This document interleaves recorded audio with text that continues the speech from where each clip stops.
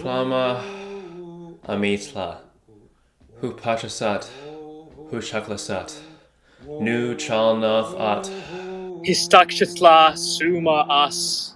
In English, my name is Ricky Lee Watts. With an opportunity to create a short documentary, I've chosen to film an experience that is closely connected to my community, my family, and my teachma, my heart. My mom has shared many stories with me of childhood memories spent in Ehłateese, a place she fondly refers to as home in the bushes. Because of this, I decided to surprise her with the opportunity to travel there with her siblings. For my mom and her siblings, this is a significant moment to reconnect with personal memories and to this very special place together. We welcome you in this exploration and reconnection to these territories. This is for our family, future generations, and all people to enjoy. This is our story. Join us in the journey that is Ehłateese. Ehłateese means way inside the bay and is also the name of the Indian reserve and village. The colonial name of this place is Kildonan. Kildonan, or Ehłateese, is a small village located on the east side of the Ancestral Inlet and north side of the Alberni Inlet. It is only accessible by float plane or boat. Kildonan was a cannery in the early to mid-1900s, but to our family, this place holds much more significance than that. This place, which my family calls home in the bushes, is where my great-grandmother grew up, and her ancestors before that, many, many generations back. This is our ancestral home. This is where my ancestors lived with connection to Mother Earth, experiencing the wonders of this place, such as splashing in the waters at night with the bioluminescence of phytoplankton lighting the darkness. Like starlight upon the water, the waves danced, sparkled, and radiated magic. Consequent to any movement in the water, fish would seemingly glow as they swam in the darkness or became entangled in the fish nets. Imagery like this are the memories my ancestors grew up with. These territories are rich in natural wonder and resources. The stewards of these lands and seas took great care of their environment and lived with Isak and Hishak Ishsawak. Respect for all creation having a common origin and that everything is one. Chu, can you please introduce yourself? My name is Ehłateese, but otherwise known as Molly Watts.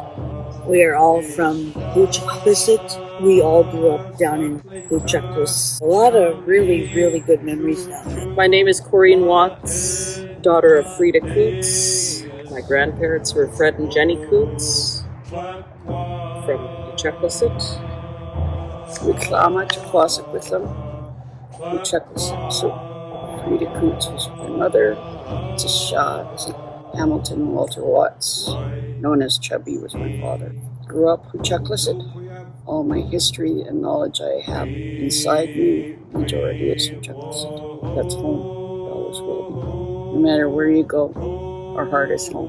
Home in the bush. My name is Chris Watts, otherwise known as Chachamin. I'm from Port Alberni, lived in Kildonan every summer when we were growing up. Loved it. We lived it, swam in it, learned a lot with our grandparents that did not speak English. It was hard, but after a while they understood us a little bit and we understood them a little bit. It was a wonderful life growing up down there in summertime. Uncle Wahoo would take us down in the Ramsey Isle. He got a small little speedboat for Mom and Dad to take us down there when he was out fishing. Must have been 16 feet. They had Mom, Dad, and 5 of us kids. Groceries for a couple of weeks at least. And our clothes. And our clothes. We'd be low in the water, but we'd go like 4 o'clock in the morning. I know I was really enjoying being on the boat. All the air in our faces. And I'd noticed that I started tearing up, and it was when I smelled the ocean air. As soon as I smelled that, yeah, okay, I'm going home. See those mountains right there? You turn right, you're at Kildonan Inlet. That's home. That's your home in the bushes, because you got bushes all the way around us. When we were there yesterday, it was saddening because there's no more of the original homes there. Being down there, the only thing I didn't like is not seeing any of our houses. The home we grew up in, they built from leftover material from the cannery. They brought the cannery buildings material and built Nan and Grandpa's house. And we grew up in that. What are some of your differences that you can speak to? Our diet is so different now. So much more fatty foods instead of fish. Every day we had fish, and we loved it. I'm 54. I've had diabetes since I was 22, 23, because we started eating all the other food. But down there we'd have crabs, fish, lots of fish. We'd always have homemade something. It was awesome. I miss it so much. A lot of something. I love this because you can get store bread, but it only lasts so long. We call it something. Everybody else, the generic name for Coas now is bannock. We totally relied on a wood stove for a way of life. That's how we had to cook, how we had to heat up the house, had to warm up water, cold water from the reservoir up the hill. And if we wanted to bath, we'd have to heat big buckets of water on this wood stove. And we'd have to share that water for so many different people. Being out in the salt water, we have to rinse off from that tap water, that ice cold tap water. Yeah. Tap water. Yeah. We Fill didn't a look pot. forward to that. She'd fill a pot of And then water dump it over. our heads, and you're like, holy cow. But we weren't allowed to go inside until we rinsed off. We had Not allowed to dry up at all. Yeah. Like that, because the salt water would dry the skin too much, and then no form of electricity. Ours was the gas lamps or coal oil. We didn't have telephones to phone each other. It was amazing when our late Uncle Rob got a beta machine. Oh, wow. He got a TV and hooked up the beta machine, and we could watch TV, a movie on the TV in the house. In Kildonan. Yeah. Woo! Oh my gosh, we watched the same two movies over and over and over. We didn't care though. Kids today can go to the corner store. We couldn't. We didn't have a car to pull up right next to the door. If you wanted to go anywhere, you had to run all the way down that float to get into the boat. If we wanted something, you had to use the canoe to travel from Reserve halfway down the inlet to the post office site where the Lady Rose docked. Half an hour by canoe. Yeah. You've got to learn to appreciate what you have right now, because what we had back then, we couldn't come home and turn the TV on. We had board games. We had Clue and Stock Ticker and Monopoly and cards. Nowadays, the kids are too much into their phones, games.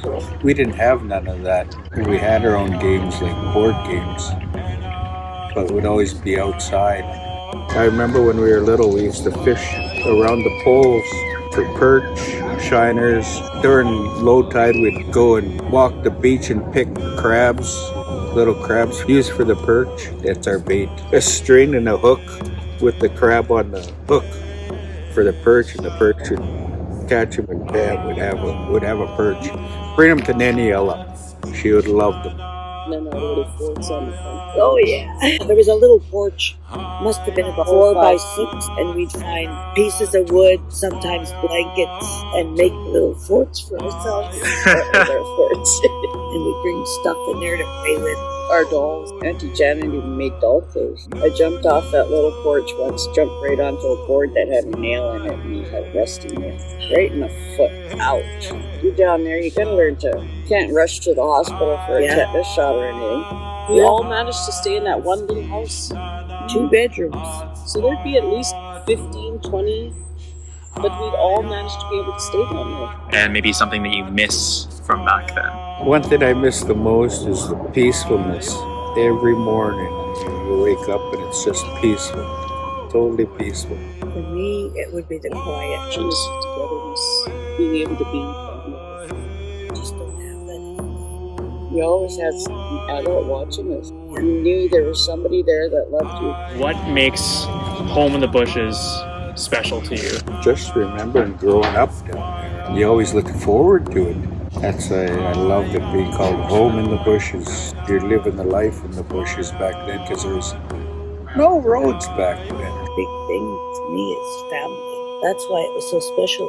Family all together. The togetherness, but getting all those teachings. I've always said my biggest thing in life is respect. I was always told from all my elders, respect. If you can't give respect, you're not going to get it back.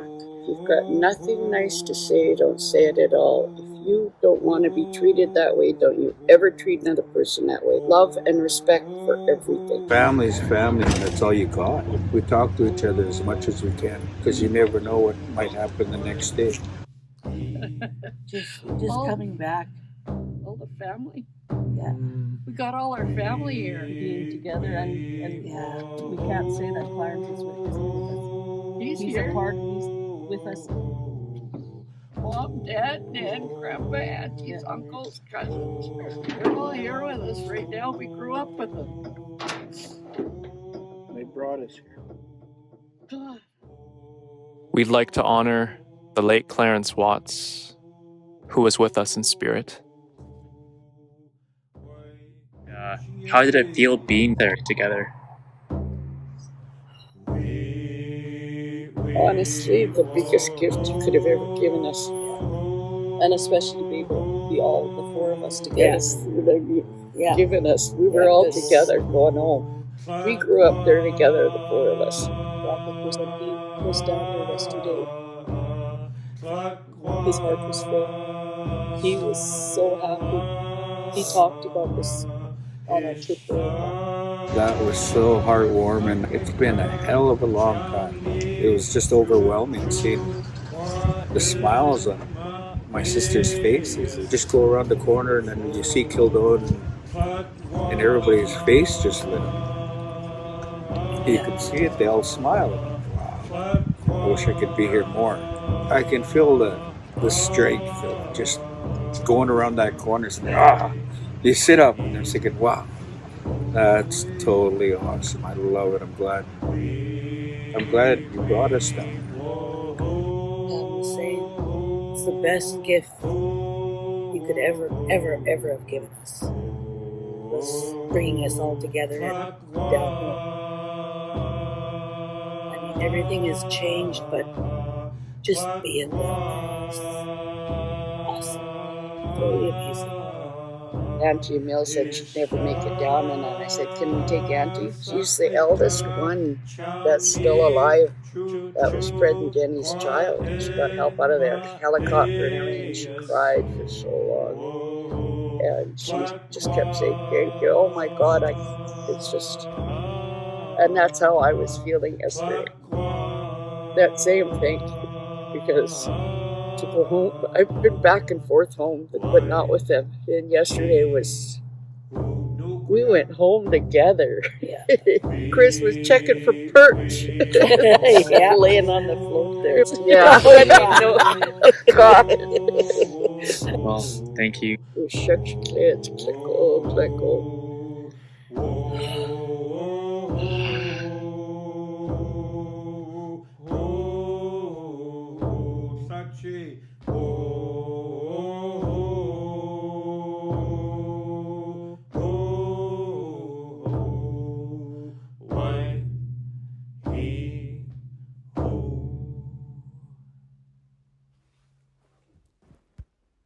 Play it back.